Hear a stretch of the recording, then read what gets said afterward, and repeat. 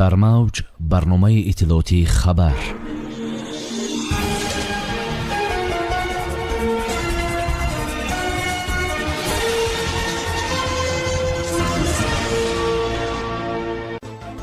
мушкили муҳоҷирон ҳал мешавад. ҳайати баландпояи Русия вориди Душанбе шуд.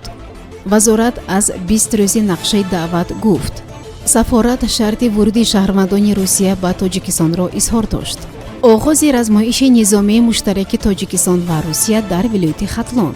қотили духтарчаи 5-сола дар Русия ба ҳабси абад маҳкум шуд.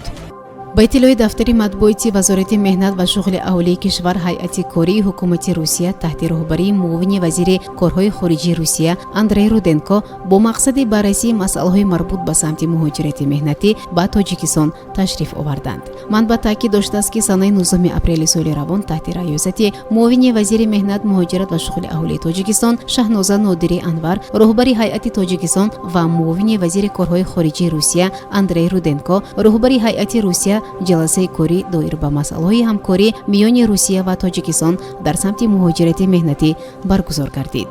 тибқи иттилои манбаъ зимни баргузории кори ҷаласа ҷонибҳо ҳолати кунунии ҳамкориҳои муштаракро мавриди муҳокима қарор дода, инчунин масъалаи тақвияти ҳамкориҳо, ҳифзи ҳуқуқу манфиатҳои муҳоҷирони меҳнатӣ, ба таҳсил фаро гирифтани фарзандони онҳо, густариши корҳои фаҳмондадиҳӣ ҷиҳати ба расмиятдарории будубоши муваққатии муҳоҷирони меҳнатиро баррасӣ карданд. ҳамзамон дар ин дидор лоиҳаи як қатор нақшаҳои муштараки ҳамкориро аз қабили лоиҳаи созишнома байни ҳукумати Тоҷикистон ва ҳукумати Русия дар бораи тартиби будубоши шаҳрвандони Тоҷикистон дар Русия ва шаҳрвандони Русия дар Тоҷикистон, лоиҳаи созишнома дар бораи реадмиссия ва протокол дар бораи тартиби амалисозии он, лоиҳаи шартнома дар бораи таъминоти нафақавӣ матраҳ гардидааст. ҷонибҳо қайд намуданд ки танзими равандҳои муҳоҷират аз масъалаҳое мебошад ки дар оянда низ мубрам боқӣ мемонад ва ҳамкориҳо дар ин самт тақвият дода мешаванд, зикр намудааст манбаъ.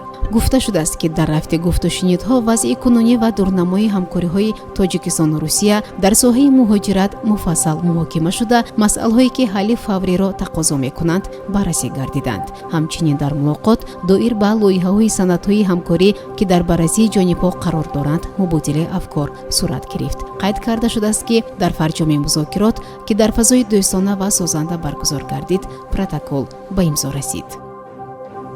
вазорати мудофиаи Тоҷикистон аз ҷанбасти 20 рӯзи нақшаи даъват ба сафи қувваҳои мусаллаҳ хабар дод. ба иттилои котиботи вазорати мудофиа, дар 20 рӯзе ки маъракаи даъвати баҳории шаҳрвандон ҷараён дорад, иҷрои нақшаи он дар мамлакат 80-5%-ро ташкил медиҳад.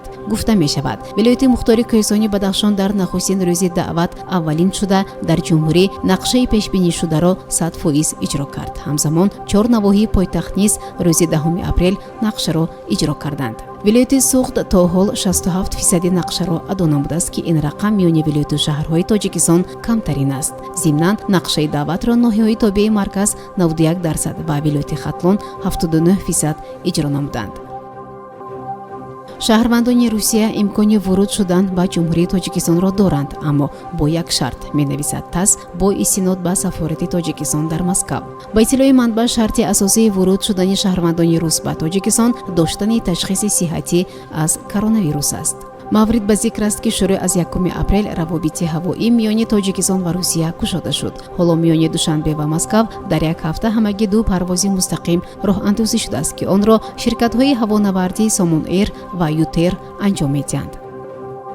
ба нақл аз хабаргузории Форс, сухангӯи вазорати дифои Тоҷикистон Фаридун Маҳмадализода гуфт ки дар ин машқҳо ки то 23 апрел идома дорад, намояндагони сохторҳои интизомӣ, нерӯҳои захира дар 25 шаҳру манотиқи вилояти Хатлон, кормандони созмонҳои давлатӣ ва сарбозону афсарони пойгоҳи низоми 201 Русия ширкат карданд. Маҳмадализода илова кардааст ки беш аз 50 000 низомии шомили 9 000 сарбозу афсари қувваҳои мусаллаҳи Тоҷикистон, 1700 сарбоз ва афсари рус ва 40 000 нерӯҳои захираи артиши миллии Тоҷикистон дар майдонҳои Самула, Мамрик ва Ҳарбумидан дар вилояти Хатлон, онҳо амалиёти низомиро барои ҳифозат ва сарҳадҳои ҷанубии кишварҳои ҳамсуд тамрин мекунанд.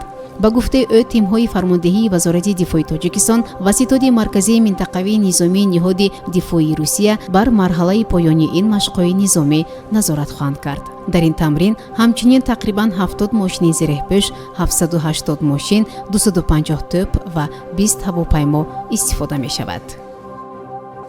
додгоҳи Қрим падар Андарро дар қатли духтарчаи 5-сола гунаҳкор дониста маҳкум намудааст. тибқи иттилои раёсати кумитаи тафтишотии Қриму Севастополь моҳи ноябри соли 2019 падар Андари духтари бедаракшударо дар ноҳияи Раздалинскии Қрим бо иттиҳоми куштори ӯ боздошт карданд. манбаъ Афзуд зимни бозпурсӣ гуноҳашро иқрор кардааст. бо қарори додгоҳи олии Қрим мард дар қатли кӯдак гунаҳкор дониста шуда ба ҳабси абад дар зиндони низомаш махсус маҳкум гардид, омадааст дар иттилои кумитаи тафтишотӣ. ариза дар бораи бедарак шудани як духтарча дар ноҳияи Раздаленск ба мақомоти ҳифзи ҳуқуқ санаи 13 ноябри соли 2019 аз ҷониби падар Андараш дода шуд. мард изҳор дошта буд, ки бо писараш барои коре аз хона берун рафта буду духтарчаро дар хона маҳкам намуда буд. падар Андар нақл кардааст, ки вақти 12 ноябр баргашт, дари хона кушода буду аз духтар дараке наёфт. ҷустуҷӯи духтар натиҷае надод ва дар ниҳоят падар Андар бо иттиҳоми қатли духтарча боздошт гардиду ҷои ҷасадро нишон дод. муфаттишон муайян карданд, ки падар Андар духтархондашро кӯфта аз тарси оммавӣ шудани ин кораш ӯро дар ҳаммом ғарқ кардааст. бар асоси иттилои мақомот сипас талош намудааст, ки бо писари хурдиаш ба кишвари ҳамсоя равад, аммо ноил нашудааст. баъдан ӯ ба мақомот муроҷиат кардааст, то гумонҳоро аз худ дур созад. шунавандагони гиромӣ, ин буд барномаи иттилоотии хабар бо умеди танзиати ва хонободии ҳар яке шумо. дар ҳамин ҷо бо шумо худоҳафизӣ мекунем. хайр. барномаи иттилоотии хабар аз рӯйдодҳои Тоҷикистон, минтақа ва ҷаҳон огоҳ бош.